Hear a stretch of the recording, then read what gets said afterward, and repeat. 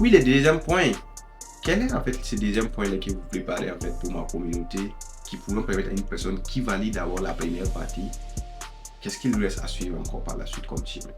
Ok, déjà c'est important de dire que la cybersécurité c'est un domaine qui est tellement vaste.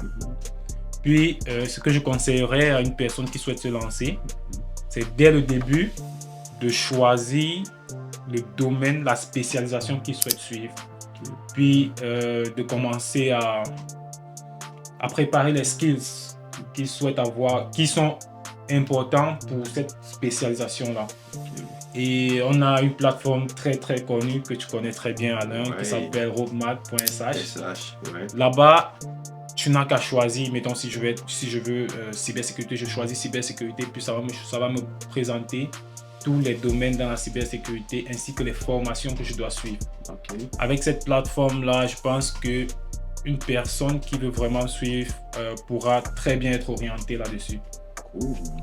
Bon, mais effectivement, roadmap.sh, c'est vraiment une plateforme très utilitaire. Même nous, on s'est servi une fois.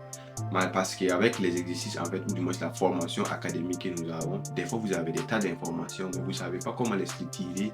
Et vous pouvez avoir aussi les phénomènes qu'on appelle le sentiment d'être un imposteur en fait dans votre domaine. Mais si vous partez en fait, vous focalisez sur roadmap.sh avec les compétences que vous avez, vous pouvez vous définir et puis savoir qu'est-ce que je peux faire, quel titre je peux me donner aujourd'hui.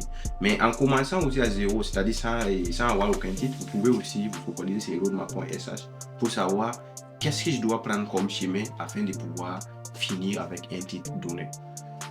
Merci bien, monsieur Junior, pour cela.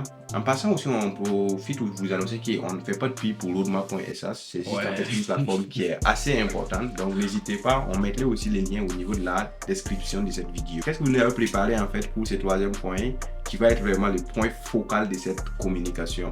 Donc déjà, il faut préciser que l'erreur que beaucoup font, c'est que, même nous-mêmes on a fait cette erreur-là, c'est qu'on veut tout faire à la fois, mettons, on veut tout savoir, on veut toucher à tous les domaines de l'informatique, mais c'est pas une bonne pratique dans le fond, parce que tu pourras tout connaître, mais tu pourras pas être un spécialiste dans chaque chose.